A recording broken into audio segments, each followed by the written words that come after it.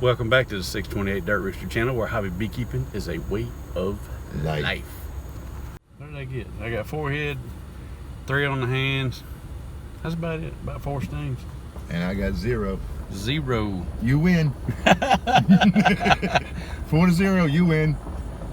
Me and Shucks, I lost again.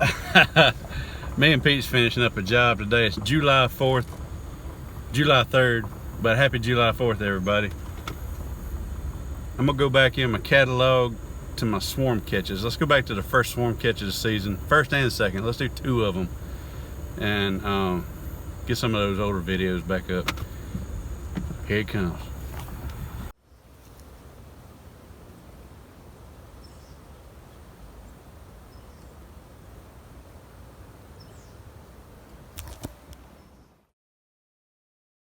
Well, it's only been a couple hours. Mr. Ed put out a video calling all comers to come beat the rooster in a swarm catching competition.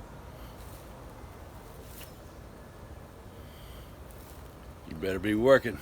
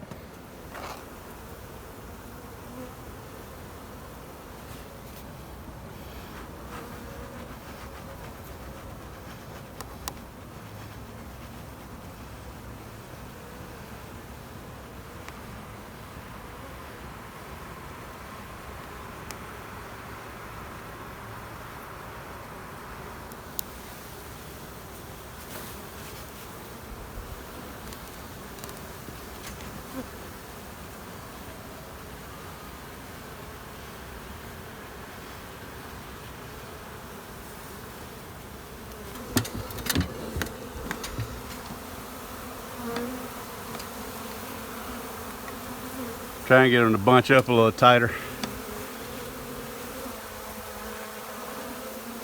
Get them bunched up good and tight and scrape them in a bucket.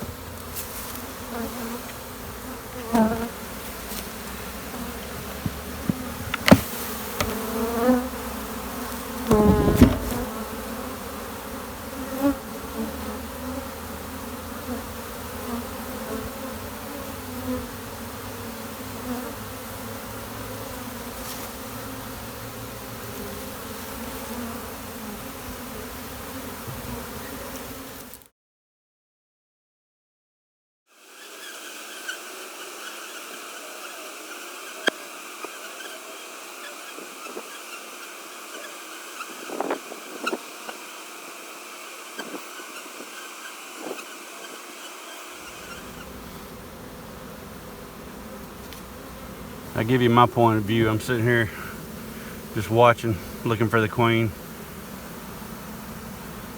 I want to dig through the pile, but every time I stick my finger in them, I get stung. So I'm just gonna leave them alone, let them walk, hope I see her. Still a whole bunch up on top of the house, so I might not have her down here yet.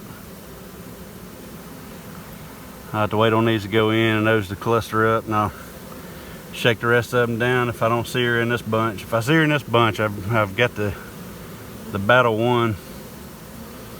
The rest of them join up pretty easy, but if she ain't in the box, good chance these will move in the box and then move out shortly thereafter.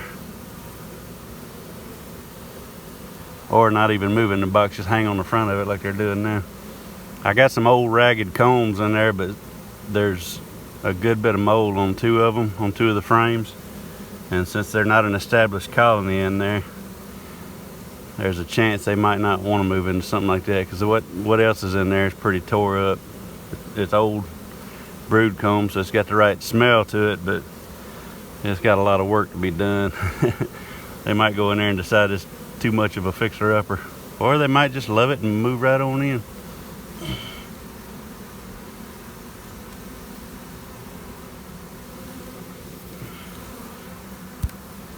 They won't sting you. It's a freak thing. They swarm every year, every spring.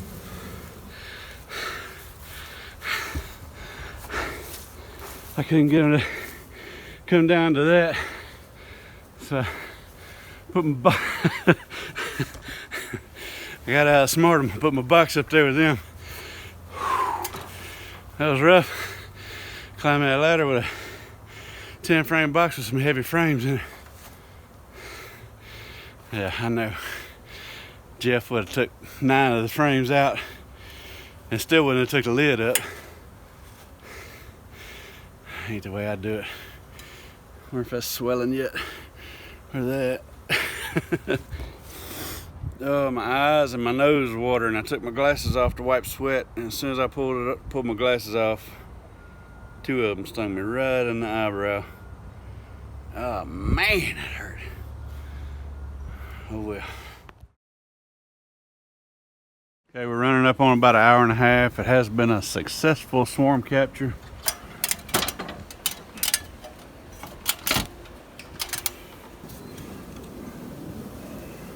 We do have a box full of bees enjoying their new home.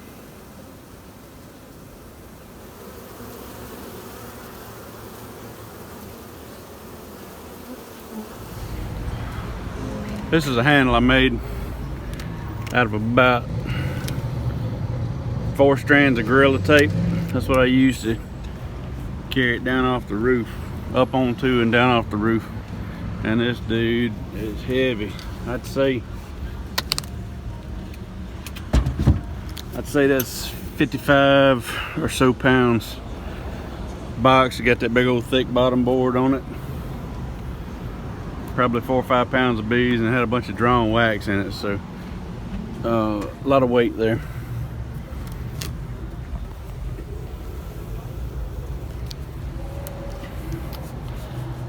Taking them home.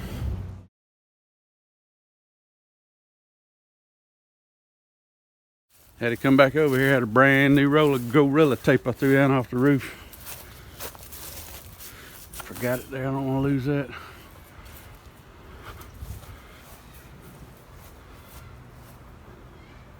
Looks like about 100 bees left behind. Can't get them all. Well, I'm gonna take them and put them in a box. I don't care what you do with them. Bring them to your house. We just got done eating at some salad place. What was the name of it? Salad Station. Salad Station in D'Iberville. It's pretty good. Looks like an ice cream store. And now we're going home to catch a swarm. Oh, that's right. You gotta go do that. You're going to watch TV, and I'm going to catch a swarm. It's supposed to be about head height, about the size of a football. It's 54 or so degrees now. It's supposed to get down to 46 tonight. So I probably will wear something over my face just in case I stir them up, but they're going in a box. Going home with me tonight. I got the call this afternoon, a couple hours before dark, but I couldn't go get them. Been hanging in a little tree for 2 days now. And I'll take you along for the ride. Looking at somebody potentially coming head on at you. I love this road. It's That's my favorite. It's the only time I get to travel on the wrong side of the road legally. It's a figure 8. This is a new type of interchange that they've put in over here coming into the what do you call this? The Biloxi Promenade Mall. So we're on the wrong side of the road. And then when we come through the light, we'll be crossing back over.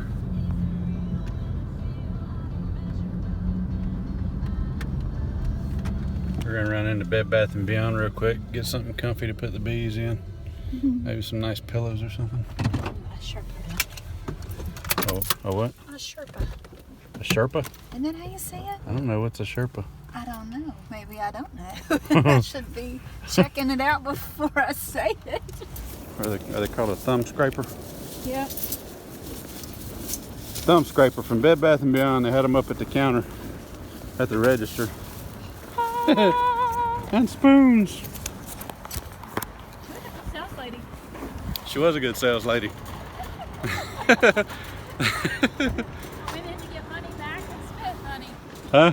I went in to get money back and spent money. That happens a lot. So I saw these up by the register and I thought, hey, a thumb scraper.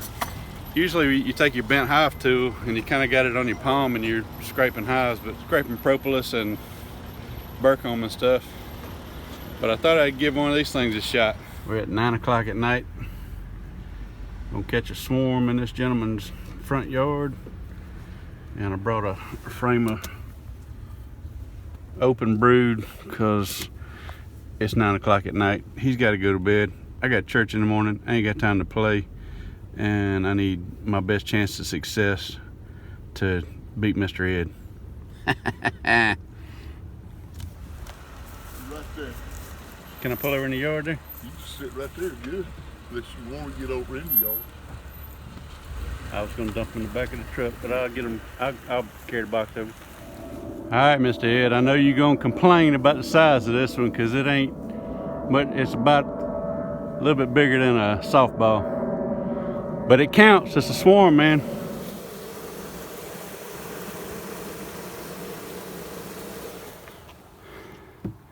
That's swarm number 2 in the books. I got that one honest, so it wasn't none of mine. Mr. Ed's gonna talk trash about how small that hive was. Ain't even close to my yards. Wasn't nothing big, but it's a swarm. I'm clowning on him by catching his own swarms if I don't edit that part out, but he ain't catching his own. He ain't counting his own swarms. And I hadn't lost any mind to swarms yet, thankfully, but it happens occasionally. Once again, I'm making the world a safer place while Mr. Ed sleeps. Sweet dreams, young man. Got one that was hanging on for dear life all the way back. I pulled a brood frame to put him on, and I don't think I showed you that, so I'll see if I can show you that real quick.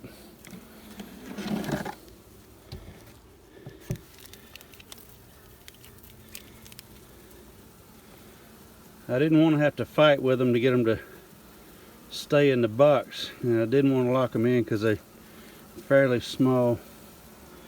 Where's my frame? There it is. So this is all nectar and pollen on this side. It may have some eggs in it, but I didn't look real close. This is the side I was interested in. It's got some cap brood. It's got eggs and larvae in it. Of course, with these little swarms, you never know if you're getting a queen mated or unmated or no queen. And in the middle of the night, who wants to take the time to look? So I give them this frame of brood here to hopefully get them going. I just shook them in here just a few minutes ago because I wasn't a few miles from me.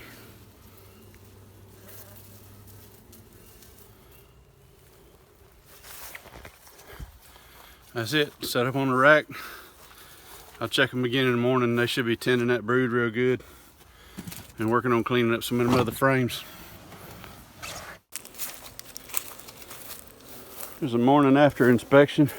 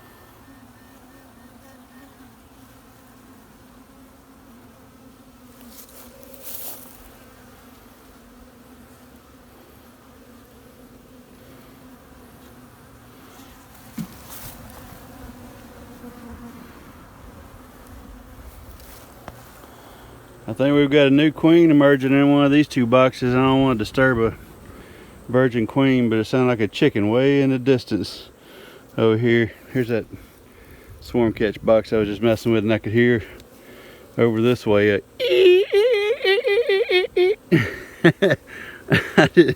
didn't imitate that very well, but it just sounded like a chicken way in the distance.